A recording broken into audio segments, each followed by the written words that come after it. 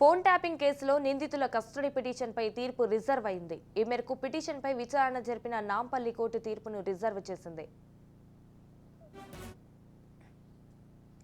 కేసులో నిందితులుగా ఉన్న ఎస్ఐబి మాజీ డీఎస్పీ ప్రణీత్ రావుతో పాటు అడిషనల్ ఎస్పీలు భుజంగరావు, తిరుపతన్నను 5 రోజుల పాటు కస్టడీకి ఇవ్వాలని పోలీసులు కోర్టును కోరారు.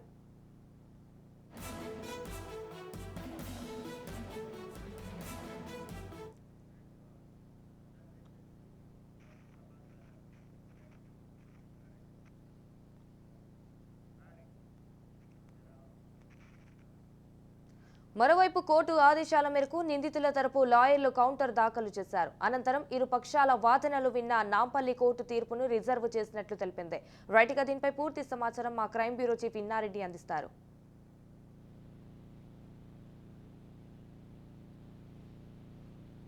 దీంట్లో ముగ్గురికి సంబంధించి ఎవరైతే A1, A2, A3గా ఉన్నారో దీంట్లో ప్రణీతరావు కావచ్చు, తర్వాత భుజంగరావు, తర్వాత తిరుపతన్న, వీళ్ళ ముగ్గురికి సంబంధించి 5 రోజుల పాటు పోలీస్ కస్టడీ కావాలన్న పిటిషన్ మీద ఈరోజు ఇరువైపులా, ఒకవైపు నిందితుల వైపు నుంచి కావచ్చు, మరోవైపున పోలీసుల దగ్గర నుంచి కావచ్చు, ఇరువైపుల వాదనలు విన్న కోర్టు ఈ తీర్పు రిజర్వ్ చేయడం జరిగింది. సో ప్రధానంగా ఈ వాదనల సందర్భంగా ఎవరైతే దీంట్లో A1, A2, A3 Praneeth Rao, Tirupathanna, తర్వాత దీనికి సంబంధించి నారాయణ భుజంగరావు, వీళ్ళ ముగ్గురు సంబంధించి ఇప్పటికే విచారణ పూర్తయిపోయింది. కానీ పోలీసులు కావాలని మళ్ళీ కస్టడీ అడుగుతున్నారు. ఇవ్వాల్సిన సమాచారం అంతా ఇవ్వడం జరిగింది.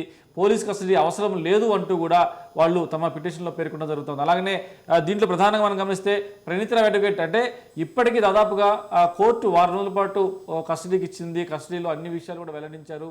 అలాగనే అరెస్ట్ ముందు కూడా చేసిన విచారణలో తనకు తెలిసిన సమాచారం మొత్తం కూడా చెప్పారు. కాబట్టి ఫర్దర్ కస్టడీ అవసరం లేదు అని చెప్పేసి కూడా ప్రణీతరావుతో అడ్వకేట్ కూడా తమ వాదనలు వినిపిస్తుంది. అలాగనే దీనికి సంబంధించి భుజంగరావు, తిరుపతన్నకు సంబంధించి వీళ్ళిద్దరు కూడా డిపార్ట్మెంట్లో ఉన్న వ్యక్తులు కాబట్టి పై అధికారులు ఏమైతే ఆదేశాలు జారీ చేశారో ఆదేశాల ప్రకారమే వాళ్ళ ఆదేశాలను పాటించారు. దీనికి సంబంధించి ఈ స్కామ్లో కావాలని చెప్పని పై అధికారులు ఇరికిస్తే దానికి సంబంధం లేదని చెప్పేసి అని, అలాగనే దీంట్లో మా పోలీస్ కస్టడీలో వెల్లడించాల్సిన అంశాలు ఏవీ లేవు. ఆల్రెడీ రిమాండ్ చేసే ముందు రిమాండ్ రిపోర్ట్లో తమకు తెలిసిన సమాచారం మొత్తం కూడా పోలీసులకు వివరించడం జరిగిందని చెప్పని కూడా ఒకవైపున భుజంగరావు కావచ్చు, ఒకవైపు తిరుపతిలో సంబంధించిన అడ్వకేట్లు కూడా చాలా స్పష్టంగా కోర్టుకు చెప్పడం జరిగింది. అయితే మరోవైపున పోలీసుల తరపున అడ్వకేట్ మాట్లాడుతూ దీంట్లో ఇప్పటికే ప్రణీతరావు సంబంధించిన వ్యవహారంలో చాలాసార్లు కూడా మాట్లాడాము, తర్వాత చాలా విషయాలు కూడా చెప్పడం జరిగింది. అయితే ఎంక్వైరీ చాలా కీలక దశలో ఉంది, ఇంకా చాలా సమాచారం రావాల్సి ఉంది.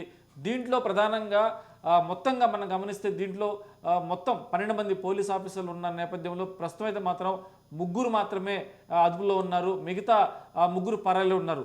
మిగతా 6 కూడా బయట ఉన్నారు. కాబట్టి పరారీలో ఉన్న 3 తర్వాత వీళ్ళ 3ని విచారిస్తే ఖచ్చితంగా ఇంత మిగతా వారి యొక్క పాత్ర ఏంటి అన్న విషయం మీద ఒక స్పష్టత వస్తుంది. ఇదే కాకుండా దీంట్లో వీళ్ళందరూ పాత్రదారులే, మరి సూత్రధారులు ఎవరు అన్న విషయం మీద కూడా చాలా విషయాలు రాబట్టవలసి ఉంది. తర్వాత దీంట్లో కొంతమంది రాజకీయ నాయకులు కూడా ఉన్నారు. కాబట్టి ఖచ్చితంగా వీళ్ళ 3ని 5 రోజుల పాటు కనుక తమ కస్టడీలో విచారిస్తే చాలా విషయాలు బయటకు వస్తాయని చెప్పి తాము భావిస్తున్నట్టు కూడా తమ వాదనలు చాలా స్పష్టంగా కోర్టు ముందు జరుగుతూ ఉంది. సో మొత్తం మీద ఇరువైపుల వాదనలు విన్న కోర్టు తీర్పును అంటే కస్టడీకి ఇస్తున్నారా లేదా అన్న వ్యవహారం మీద తీర్పును రిజర్వ్ చేయడం జరిగింది. సో ఇదే కాకుండా మనం ఈ కేసులో చాలా అంశాలు బయటకు వస్తూ ఉన్నాయి. ప్రధానంగా ఈ ఫోన్ ట్యాపింగ్ వ్యవహారంలో ఎవరైతే పరారీలో ఉన్న ఆఫీసర్లు ఎవరైతే ఉన్నారో వాళ్ళు కావాలని చెప్పేసి కూడా కొన్ని సెల్ఫ్గా ఇల్లీగల్ యాక్టివిటీస్కి పాల్పడ్డారు ఫోన్ ట్యాపింగ్ వ్యవహారంలో. దీంట్లో ఫైనాన్షియల్ బెదిరించడం కావచ్చు, తర్వాత దీంట్లో కొంతమంది బిజినెస్ మెన్ బెదిరించడం కావచ్చు, తర్వాత సినిమా వాళ్ళకు సంబంధించిన ఫోన్లను కూడా వీళ్ళు ట్యాప్ చేశారు అని చెప్పని, తర్వాత కొంతమంది అక్రమాలు తెలుసుకొని వాళ్ళను అంటే కేసుల పేరుతో పిలిపించి వేధించి వాళ్ళ దగ్గర నుంచి భారీ ఎత్తున డబ్బులు కూడా వసూలు చేశారు అని చెప్పేసి అన్న విషయం మీద కూడా ఖచ్చితంగా చాలా ఇన్ఫర్మేషన్ రావాల్సింది. కాబట్టి ప్రధానంగా ఈ 3ని విచారిస్తే పరారీలో ఉన్న 3కి సంబంధించిన ఇంకా సమాచారం రావాల్సి ఉంది. మొత్తంగా ఈ 6 మాత్రమే బయటకు వచ్చారు. కానీ మరొక 6 ఇంకా డిపార్ట్మెంట్లోనే తమ విధులు నిర్వహిస్తున్నారు.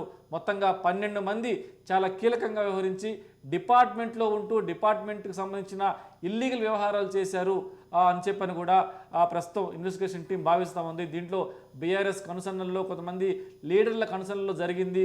అలాగనే ఓ మీడియా ఛానల్లో కూడా ఈ సర్వర్లను ఏర్పాటు చేసి, జిల్లాల్లో కూడా సర్వర్లను ఏర్పాటు చేసి ఈ రకంగా ఫోన్ ట్యాపింగ్కి పాల్పడ్డ వ్యవహారంలో ఇంకా చాలా విషయాలు బయటపడాల్సి ఉంది.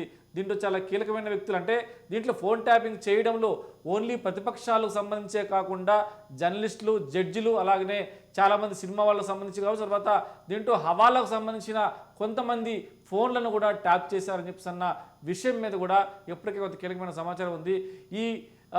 ఈ ట్యాపింగ్ చేసిన తర్వాత వీళ్ళు ఏ విధంగా వాళ్ళని ట్రాప్ చేసి పిలిపించి మాట్లాడి వాళ్ళ మీద అక్రమంగా కేసులు బనాయించి వాళ్ళ దగ్గర నుంచి భారీ ఎత్తున డబ్బులు డిమాండ్ చేసి ఆ డబ్బులను కూడా వీళ్ళు కొల్లగొట్టారన్నది ఆరోపణ.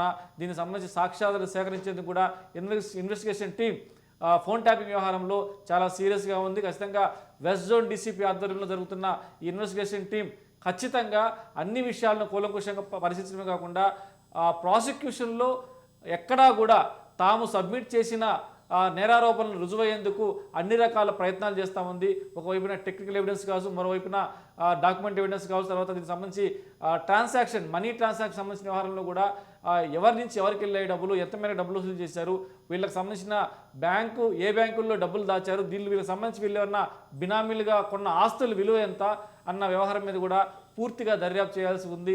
దీంట్లో వెనక నడిపించిన రాజకీయ శక్తుల గురించి కూడా పూర్తిగా సమాచారం రావాలంటే మాత్రం ఇంకా తరువుగా వీళ్ళని విచారించాల్సిన అవసరం ఉంది. కాబట్టి దీంట్లో ఈ ముగ్గురిని ఖచ్చితంగా 5 రోజుల పాటు విచారిస్తే పరారీలో ఉన్న ముగ్గురిని కూడా ఖచ్చితంగా తమ కస్టడీ తీసుకోవాల్సిన అవసరం ఉంది.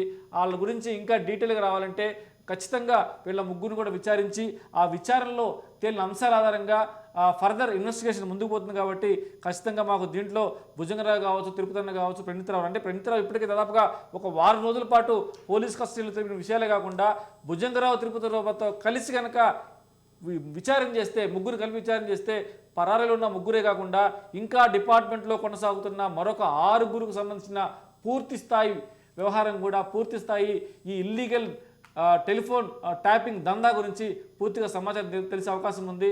దీంట్లో సర్వర్లు ఏర్పాటు చేయడం కావచ్చు, తర్వాత స్పై సాఫ్ట్వేర్లు కొన్న నేపథ్యంలో కూడా ఎవరెవరంటే దీంట్లో సెల్ ఫోన్ టవర్ సంబంధించి ఆపరేటర్ సంబంధం లేకుండా కూడా వాళ్ళు ఫోన్లను ట్యాప్ చేశారు, ఫోన్లను హ్యాక్ కూడా చేయడం జరిగిందన్న అన్ని అంశాల ఆధారంగా ఖచ్చితంగా సమాచారం రావాలంటే మాత్రం 5 రోజులు కస్టడీ కావాలని చెప్పేసి కోర్టును కోరిన నేపథ్యమే కాకుండా ఇంకా ఇన్వెస్టిగేషన్లో ఎవరెవరైతే సహకరించాడో రిటైర్డ్ పోలీస్ ఆఫీసర్లు ఎవరైతే ఉన్నారో వాళ్ళను కూడా నోటీసులు జారీ చేసి రహస్యంగా పిలిపించి విచారిస్తుంటే ఒక సమాచారం ఉంది.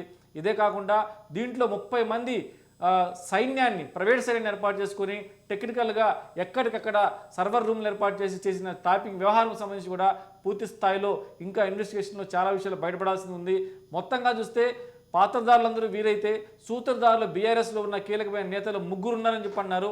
ఆ 3 ఎవరు, మరి వాళ్ళని ఎందుకు పిలిపించి విచారణ చేయట్లేదు, మరి వాళ్ళ గురించి తెలిసినా కానీ పోలీసులు ఎందుకు మౌనంగా ఉన్నారంటే ఖచ్చితంగా వాళ్ళని పిలిపిస్తే మాత్రం రాజకీయ ప్రకంపనలు సృష్టిస్తారు. కాబట్టి వాళ్ళు పిలిపించే ముందు ప్రతి అంశంలో కూడా నేర నిరూపణ, నేర నిర్ధారణ, నేరం వీళ్ళే చేశారని చెప్పిన సాక్ష్యాలన్నీ కూడా ముందు పెట్టి కన్ఫర్మ్ అయిన తర్వాతనే వాళ్ళని కూడా పగడ్బందీగా స్కెచ్ వేసి మరి వాళ్ళని విచారణకు పిలిపించడం, అవసరమైతే అరెస్ట్ చేయడం కూడా చేయాలని చెప్పేసి అన్న ఒక వ్యూహాత్మకంగా సిట్ అధికారులు ముందుకు వెళ్తున్నట్టు తెలుస్తోంది. మొత్తం మీద ఫోన్ ట్యాపింగ్ వ్యవహారంలో రోజుకు మలుపు తిరుగుతూ ఉంది.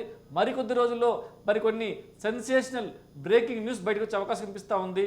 దాంట్లో ఎవరెవరి పేర్లు బయటపడతాయని చెప్పని నేరానికి పాల్పడ్డ ప్రతి ఒక్కరు కూడా గుండెల్లో చేతులు పెట్టుకుని భయభ్రాంతులకు గురవుతున్న పరిస్థితి మనం చూస్తూ ఉన్నాం. This is Inna Reddy signing off.